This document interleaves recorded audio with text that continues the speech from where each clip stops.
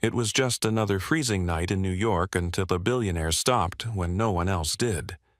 A little girl stood alone in the snow, clutching a wrinkled note that read, "I can clean.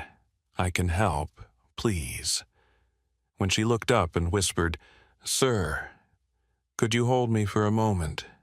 He didn't know that one hug would uncover a secret so deep it would test everything he believed in and change the meaning of his life forever. Snow drifted down over Fifth Avenue like a whisper, soft and relentless. The city was wrapped in gold light and laughter, but for Ethan Crawford the night felt colder than ever. He had just stepped out of a charity gala where everyone had called him a genius, a visionary, the kind of man who could solve the world's problems with one signature. Yet, as he stood there buttoning his cashmere coat, he felt the one problem he could never fix: the emptiness that had lived in his chest since the day he buried his daughter. He glanced at his reflection in the black window of the limousine, a man who had everything and yet nothing that mattered. Inside the car, warmth waited. A driver, a schedule, another evening of polite smiles. He almost climbed in. Almost. Until something caught his attention, a faint sound, soft and trembling, cutting through the hum of Christmas carols and traffic. A small figure stood by the curb, half hidden in the snow, a little girl no older than 8 wearing a coat too thin for December. Her hands clutched a piece of paper, her breath a ghost in the freezing air. People walked past her, some glanced, most didn't. Ethan hesitated.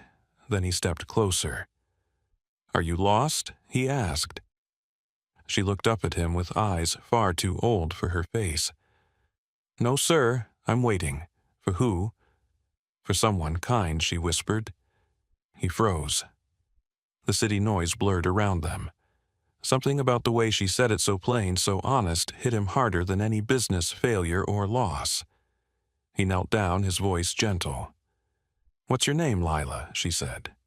"Lila Bennett." The name felt fragile, like glass in the snow.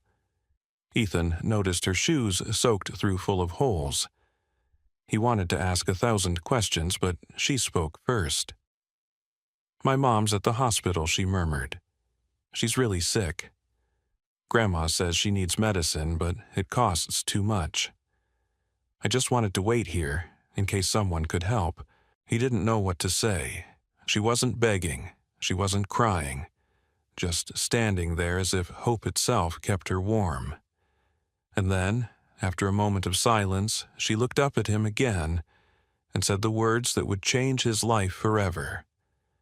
"Sir, could you hold me for a moment?" It wasn't a plea, it was a request for something deeper, something raw and human. For a man who had spent years hiding behind logic and success, those words cracked open something buried deep inside. He hesitated only for a second before he opened his arms. Lila stepped forward, her small frame pressed against his chest, shivering. Ethan felt her heartbeat faint and uneven against his own. Her coat smelled faintly of smoke and cold air. He wrapped his arms around her, unsure why tears suddenly burned behind his eyes. He hadn't cried in 7 years, not since the day he lowered his daughter's casket into the ground. But here, in the middle of Manhattan's glittering winter, something in him broke open.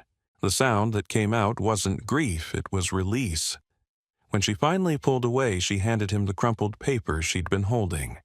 He unfolded it carefully. In uneven, childish handwriting, it read, "I can clean. I can help. I don't cry in front of people." And at the bottom, one small word, "Please." Ethan stared at it, unable to speak.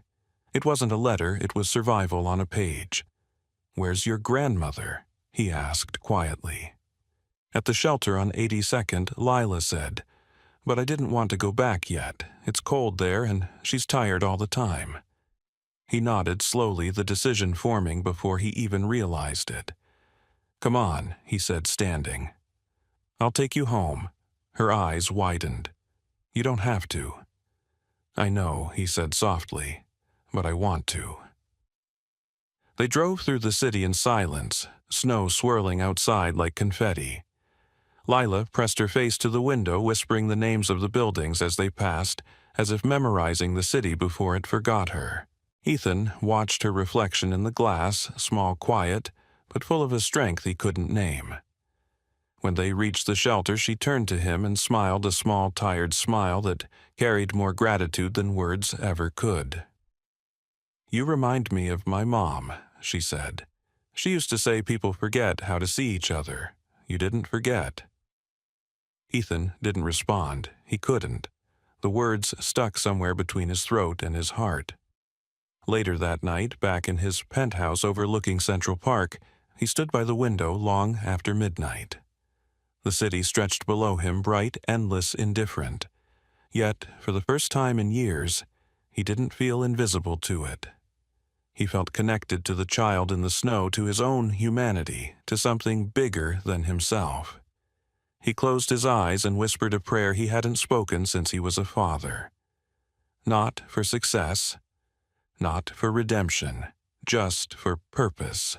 He didn't know it yet, but that purpose had already found him wrapped in a child's hug and written in shaky pencil on a wrinkled piece of paper.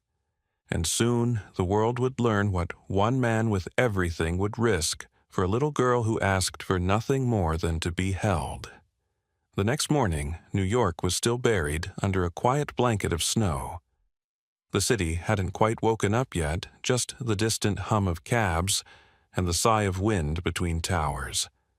Ethan Crawford sat alone in the corner of a small cafe on Lexington Avenue, his untouched espresso growing cold.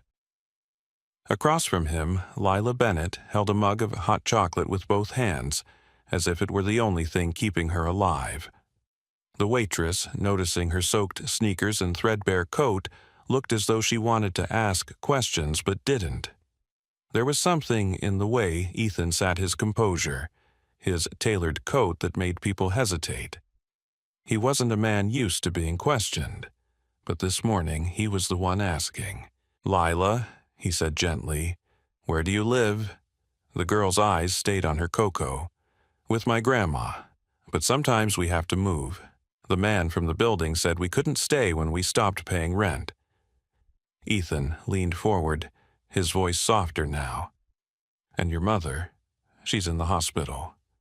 Lila nodded. "St. Mary's. She's been there a long time.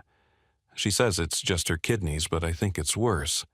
She hesitated, biting her lip before adding, "They said she needs a special medicine, but Grandma said it costs too much." Ethan's chest tightened. There it was again, the unbearable simplicity of a child's truth. He'd sat in hundreds of meetings about billions of dollars, but none of them had ever made him feel this powerless. "Do you visit her often?" he asked. Lila nodded. "Every day after school. But yesterday they said kids can't go inside anymore. I waited in the lobby until the nurse told me to leave. So, I walked here." She said it as if walking miles through freezing streets was nothing. He looked down at the wrinkled paper she'd given him the night before. It was damp now, the pencil marks fading. Still, one line caught his eye. "I can help." He folded it carefully and slid it into his wallet. "Lila," he said quietly, "how long have you been helping?" She thought for a moment. "Since I was 5. Grandma can't walk fast anymore, so I buy groceries. I make cereal for dinner. I'm not good at eggs yet." Her voice cracked on that last sentence, though she tried to smile. Ethan felt something shift inside him, a mix of guilt and awe. He had spent years surrounded by people who had everything and still complained. And here sat a child who had nothing yet carried herself with the quiet dignity of someone twice her age. He signaled the waitress and ordered pancakes, extra butter, and a second cocoa. When the plate arrived, Lila's eyes widened as if she hadn't seen that much food in months. But before she took a bite, she looked at him and whispered, "Is it okay?" He nodded. "It's more than okay." She ate slowly, carefully, as though she didn't want to waste the moment. Ethan watched her, his mind racing. Every instinct told him to call his assistant to arrange something official, a donation, a foundation, a plan. But that felt wrong. This wasn't about charity. It was about connection. When she finished, he asked, "Would you like to go see your mom today?" Her eyes flickered with a mix of fear and hope. "Can we?" The nurse said. "Let me worry about the nurse," he interrupted, smiling for the first time in days. By the time they reached St. Mary's Hospital, the morning sun had started to melt the snow into silver puddles. Ethan's driver opened the door, but he waved him off. He wanted to walk beside her. People stared as they entered, the tall, sharply dressed man and the small girl holding his hand. At the front desk, a nurse looked up in confusion. "Can I help you, sir?" Ethan nodded. "We're here for Elena Bennett, room 207. The nurse frowned. Visiting hours start at noon, and Ethan pulled out his business card. "I won't take long." Something in his tone made her hesitate. She typed something into her computer, then nodded toward the elevators. End of the hall, left side. Inside the elevator, Lila's grip tightened around his fingers. Her voice was barely a whisper. "She sleeps most of the time now, but she'll hear me. She always does." When they reached the room, Lila stopped at the door, gathering courage. Ethan followed her in silence. The sight that met him stopped him cold. A woman lay in the narrow bed, her face pale, her breathing shallow. Tubes and monitors surrounded her like a fragile fortress. And yet, even in that fragility, there was beauty, soft features that mirrored Lila's hands, that looked once strong, now thin and still. Lila climbed onto the chair beside the bed and touched her mother's hand. "Mom, it's me," she whispered. "I brought someone." Ethan stood by the doorway, feeling like an intruder in a sacred space. For a man used to controlling rooms, he suddenly didn't know how to move, how to speak. "She was a nurse," Lila said, looking back at him. "She helped people all the time. Then she got sick. The hospital said the medicine costs more than what she made in a year." Her words landed like stones in his chest. He stepped closer, lowering his voice. "She sounds brave." "She is," Lila said. "Even when she can't talk, she holds my hand like this." She pressed her mother's fingers tighter. "That's how I know she's still fighting." Ethan swallowed hard. He'd seen strength before in boardrooms and battles of ego and money. But this was different. This was survival stripped bare without applause or headlines. He turned to the window. Outside, the city moved on, indifferent. For the first time, he wondered how many stories like this were playing out right now, how many unseen lives brushed against his own without him noticing. When he looked back, Lila was watching him carefully, as if measuring whether he truly understood. She said, "People with money can fix things," the girl whispered. "Is that true?" He wanted to say yes, but the truth stuck in his throat. "I don't know," he said finally, "but I'd like to try." For the first time since he'd met her, Lila smiled, not the cautious kind, but something small and real. As they left the hospital, Ethan felt the air change. The city no longer looked the same. Every corner, every passerby seemed to hold a story he had ignored for years. That evening, he sat alone in his office, staring at the wrinkled paper she had written on. The words, "I can help," seemed to echo in his mind like a promise. He pressed the intercom. "Call Dr. Winslow at St. Mary's," he told his assistant. "I want Elena Bennett's medical records, and make it confidential." There was silence on the other end. "Mr. Crawford, may I ask why?" He paused, his eyes on the skyline where night was falling fast, because he said quietly, "It's time I start helping too." And for the first time in years, that decision didn't feel like business. It felt like healing. Ethan Crawford had made hundreds of decisions in his life, some worth millions, others that shifted the world of business overnight. But none of them felt like this one. None of them made his hands tremble or his heart race the way it did now. It had been 3 days since he last saw Lila. 3 days since he'd stood in that hospital room watching Elna Bennett fight for her life, her frail body framed by the hum of machines. He hadn't stopped thinking about it since.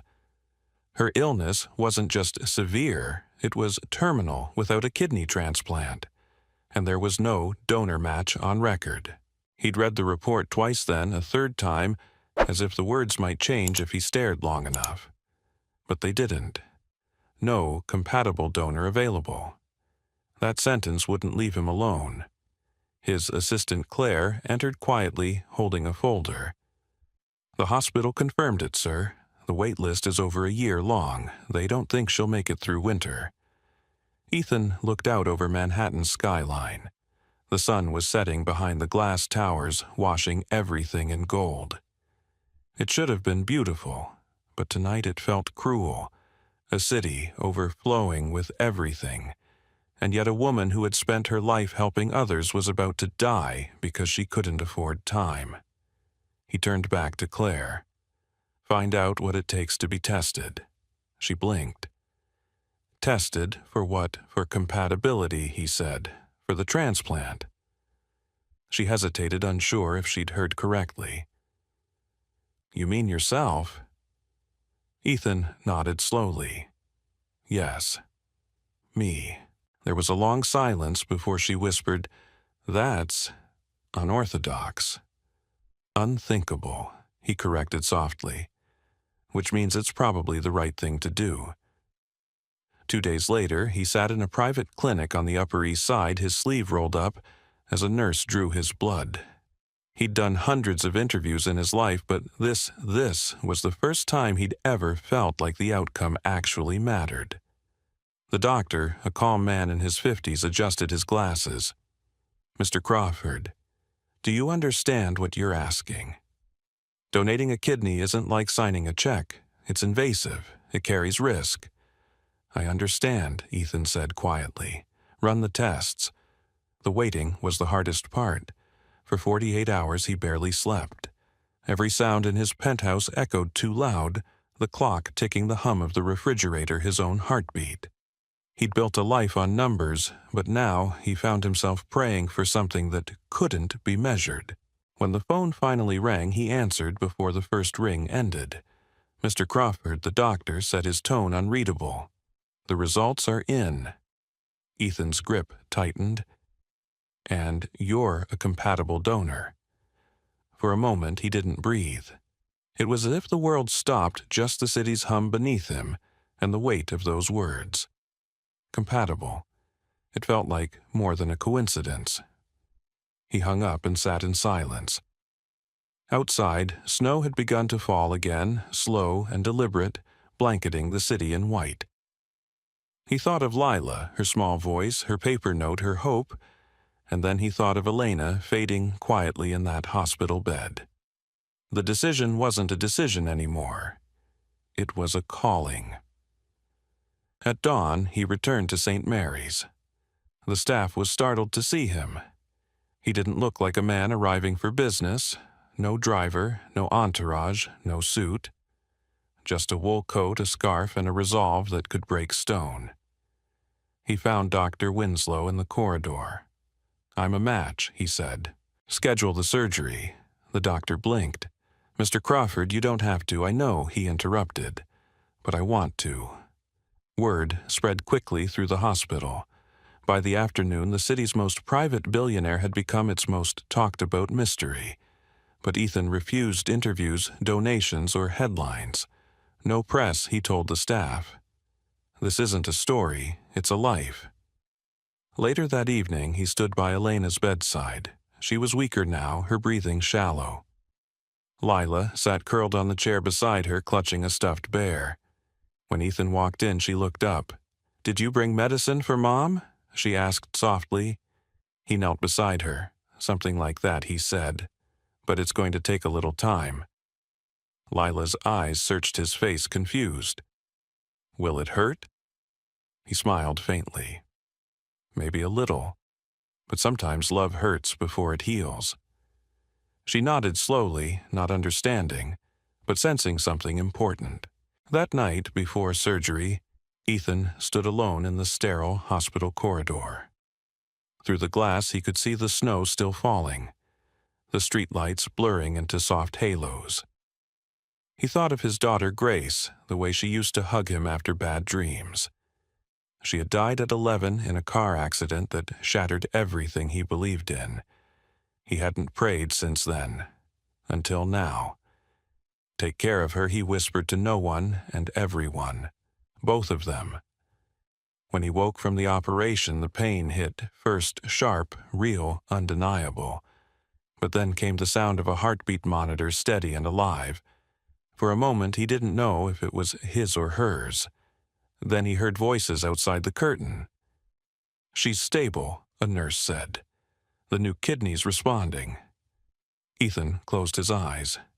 Relief flooded through him like light. Hours later, when they finally let Lila visit, she tiptoed to his bedside, her hands clutching the same wrinkled paper she'd written days before. "Mom's awake," she said softly. "The doctor said she's getting better." "Did you do that?" Ethan's throat tightened. He nodded, barely managing to speak. "We both did." She climbed onto the chair beside him and whispered, "You're like the angel my grandma talks about." He smiled, exhausted. "No Lila. Just a man who forgot how to care. You reminded me." As she held his hand, he felt something he hadn't felt in years. Not pride, not power, but peace. It wasn't the peace that comes from success or applause. It was the kind that comes when you finally do something that matters. Outside the window, snow continued to fall over New York, quiet and unrelenting. Somewhere across the city, people hurried home unaware that in one small hospital room, two lives had been bound together forever. Not by blood, not by wealth, but by a moment of impossible grace. And though Ethan would never admit it aloud as he drifted into sleep, one thought lingered in his heart. Maybe the girl who once asked for a hug had saved him long before he ever saved her. The world felt muted when Ethan Crawford opened his eyes again. The room was quiet except for the soft hum of machines. For a moment he didn't know where he was. His body felt heavy, his mind fogged. Then it hit him, the surgery, the hospital, Elena Bennett. He turned his head, slowly wincing, and saw the morning light filtering through the blinds. He wasn't sure how long he'd been unconscious. The clock on the wall meant nothing. It could have been hours or days. But when the door opened and a familiar small voice whispered, "You're awake," the world came rushing back. Lila stood there holding a paper cup of orange juice, her hair messy, her eyes wide with relief. "Mom's better," she said quickly, as if afraid the words would vanish if she didn't say them fast enough. "The doctors said her new kidney's working. She's awake." Ethan tried to speak, but his throat was dry. She ran to him, pressing the cup into his hand. "Here. The nurse said you might be thirsty." He managed a hoarse laugh. "You're taking care of me now." She nodded, her small face serious. "You helped her, so I have to help you." For the first time in weeks, Ethan smiled. Not the polite, practiced one he wore at fundraisers, but something real soft. The days that followed blurred together. Mornings with nurses checking vitals. Quiet afternoons watching snow melt on the window ledge. And evenings when Lila would sneak in with her homework, sitting cross-legged at the foot of his bed. She talked about her school, about the stories her grandma used to tell about how her mom would make pancakes shaped like hearts when she was little. Ethan listened. He didn't talk much, but something about her chatter made the sterile room feel alive again. A week later, they allowed him to walk down the hall. His body still ached, but he wanted to see Elena. The nurse wheeled him into her room, and for a long moment he just stood there watching. Elena Bennett looked fragile, but her color had returned. Her eyes, though tired, were awake, clear, and full of quiet strength. When she saw him, she reached out a trembling hand.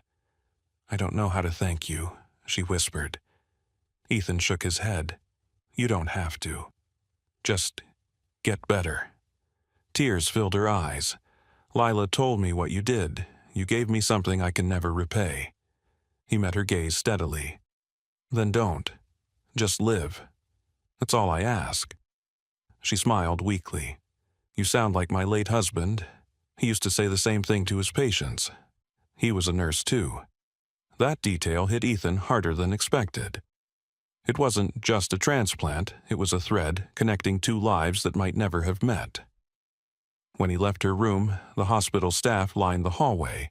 Some clapped quietly, others simply nodded. They all knew who he was. But for once, Ethan didn't feel like the billionaire. He felt human. Still outside the hospital walls, the world had found him. Reporters camped on the sidewalk. Headlines flooded the news: tech magnate donates kidney to stranger. Stocks in his company soared overnight. Philanthropy blogs called him the modern saint. Ethan didn't read any of it. He instructed his assistant to give no comment, to refuse every interview. This wasn't a publicity stunt, he said firmly. It was a promise. But fame has a way of intruding even when uninvited. Letters began arriving, hundreds, then thousands, from strangers across the country. Some shared their gratitude, others their pain. Many simply wrote, "You reminded me that good still exists." Each night when the noise became too much, Ethan would return to the hospital long after visiting hours ended. The nurses let him in quietly. He'd sit by Elena's bed watching her sleep, or by Lila's side as she drew in her sketchbook. One evening she handed him a folded piece of paper. "It's for you," she said shyly. He unfolded it and saw a drawing: 3 stick figures holding hands under a sun made of gold crayon. Above it, in crooked letters, she had written, "Thank you for giving the light back." Ethan felt his throat tighten. He wanted to say something profound, but all he managed was a whisper. "You already had the light, Lila. I just needed to see it." By spring, Elena was strong enough to walk again. The hospital released both patients the same week. Reporters swarmed outside the entrance cameras, flashing microphones raised, shouting questions. Ethan ignored them, guiding Elena and Lila to a waiting car. As they drove through Central Park, the trees were budding and sunlight spilled through the branches like gold dust. Lila pressed her face to the window. "It's so pretty," she said, "like everything got cleaned." Ethan glanced at her reflection in the glass. Sometimes it takes a storm to see the world clearly again.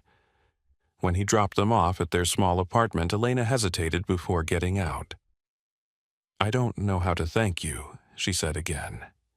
He smiled. "Then don't. Just promise me one thing: never stop helping people. You've got more power than you think." She laughed softly. "That sounds like something you should tell yourself." After they left, Ethan sat in the car for a long time, watching the doorway until it closed behind them. The city outside buzzed with life, people rushing, horns blaring, but he felt calm. Purpose had replaced the silence that used to haunt him. That night, back in his penthouse, he walked past the awards and stock certificates hanging on his wall. They no longer meant anything. On his desk sat the wrinkled paper from the night he met Lila. He placed her new drawing beside it, side by side, 2 small, imperfect reminders of everything money could never buy. He didn't sleep much anymore. Instead, he planned something practical, something lasting. He called his foundation's board the next morning. "I'm restructuring everything," he said. "No more vanity projects. I want to create something real for children like Lila, for families like hers."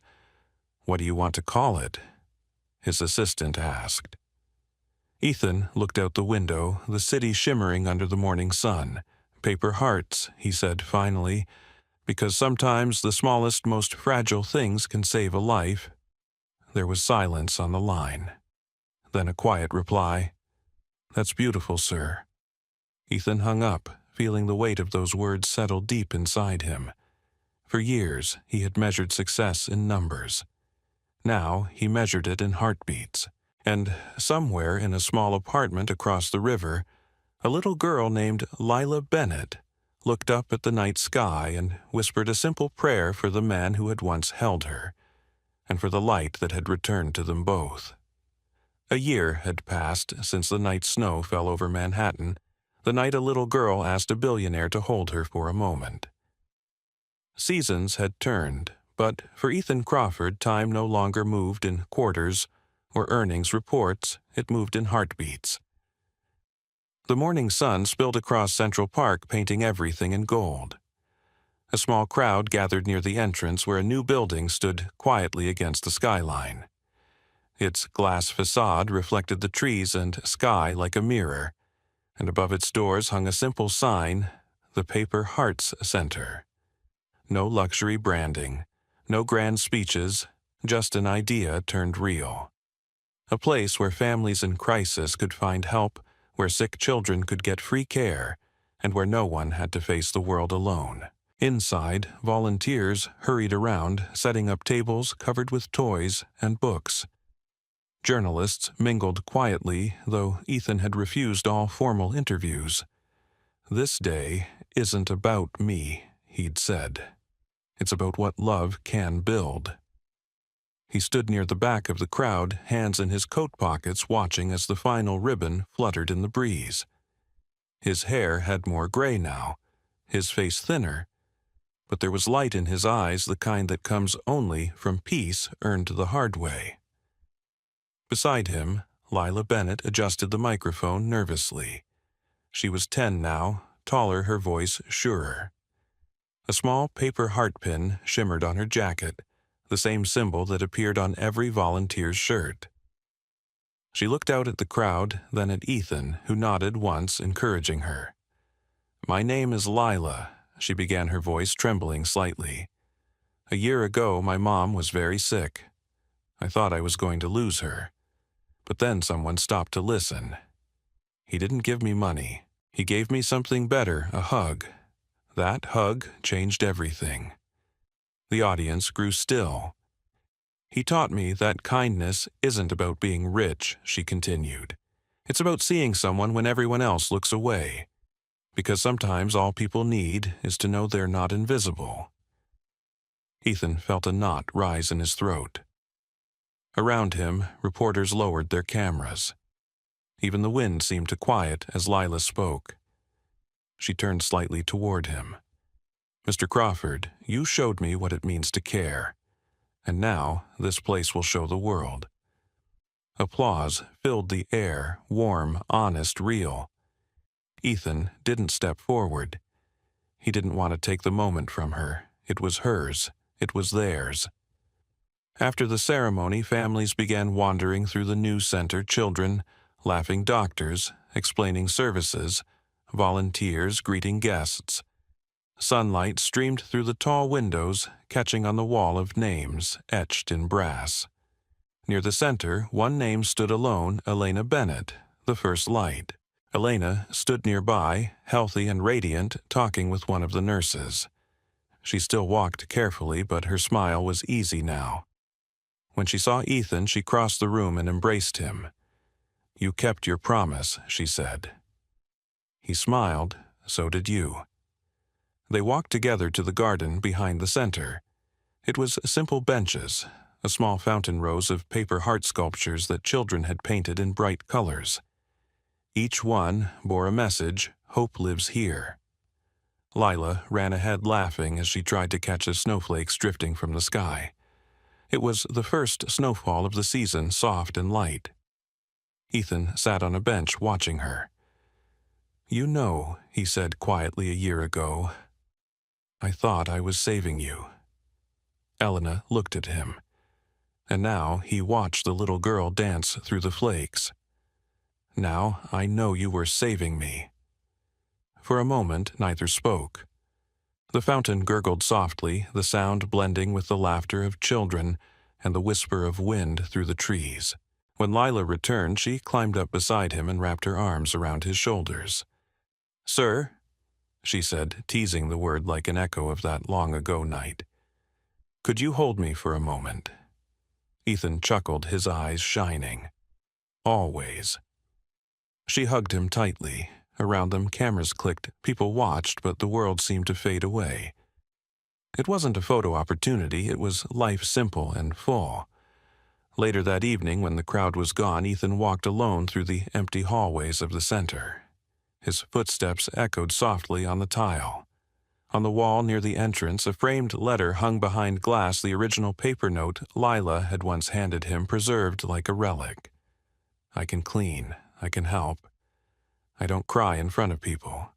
And just below it, in neat handwriting added months later, "I can love. I can thank you." He stood there for a long time, reading the words over and over. Then he smiled, the kind of smile that comes from knowing you've finally done something that matters. When he stepped outside, snow was still falling thicker now, blanketing the park in white. Across the street, he saw families leaving holding hands, laughing. Lila and Elena waved from a distance before disappearing into the swirl of snow. Ethan turned his face upward, letting the flakes melt against his skin.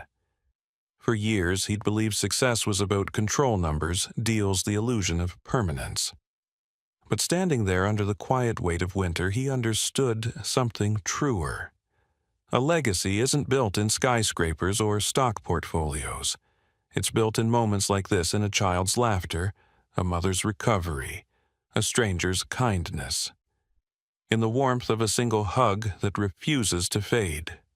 He took one last look at the glowing sign of the Paper Hearts Center, then started walking home through the snow, his breath misting in the cold air. Behind him, the building lights shone brighter than the city skyline, as if the world itself was reflecting back the truth he had spent a lifetime searching for. You don't have to save the world. Sometimes saving one soul saves you too. And though no one could hear it over the hum of New York somewhere in the falling snow, Ethan Crawford whispered a quiet thank you to a little girl who once needed a hug, and to the life she gave back in return. Ethan Crawford's story is one that began with silence and ended with purpose. For years, he was a man who had everything, power, money, and the admiration of the world, but none of it filled the emptiness left by loss. It took a single moment, a child's trembling voice on a snowy night, to awaken what he had buried long ago, his humanity. When Lila Bennett looked up at him with those simple, desperate eyes and asked to be held, something inside him broke open. That hug didn't just comfort a little girl, it resurrected a man who had forgotten how to feel. From that night forward, Ethan's life changed course. The billionaire who once lived above the world found himself walking among it again. When he learned about Lila's mother, Elena, lying in a hospital bed without hope, he didn't send a donation or a lawyer, he went himself. What he did next shocked everyone, even himself. He gave her a part of his own body, his kidney, his literal lifeblood. It was an act so unthinkable, so pure, that it transformed not just 2 lives, but countless others who would later hear their story. The man who once measured his worth in profit learned to measure it in compassion. The boy who lost his daughter found her again, not in body, but in spirit, through the small girl who reminded him what love looked like. And when the Paper Hearts Foundation opened its doors, it wasn't built on wealth, it was built on one truth, that kindness is the most powerful investment of all. Ethan's journey is a reminder that redemption doesn't always come from grand gestures or public praise. Sometimes it begins with something as small as a single act of grace, a hand extended, a word spoken, a hug offered when the world feels cold. His story reminds us that no matter how much we lose or how far we drift from who we once were, love can still find its way back to us if we're brave enough to open the door. In today's fast-paced, disconnected world, this message matters more than ever. We scroll through suffering every day, people struggling, hurting, forgotten, and we convince ourselves we can't make a difference. But you can. You don't need billions of dollars or a grand foundation. You just need a heart willing to see someone truly see them. Because sometimes saving one life, or simply holding one person long enough for them to believe they matter, can change everything. So let this story remind you, the smallest act of compassion can spark the greatest transformation. When you choose empathy over indifference, you don't just heal others, you heal yourself. If this story moved you, inspired you, or made you believe again in the quiet power of kindness, don't let it stop here. Subscribe to this channel. Share this story and help us keep spreading messages that touch the heart and awaken the soul. Your support gives us the strength to create more stories like this, stories that remind us that even in a world obsessed with success, it's love, not wealth, that leaves the greatest legacy. Because in the end, Ethan Crawford didn't save the world, he just saved one little girl, and that was enough.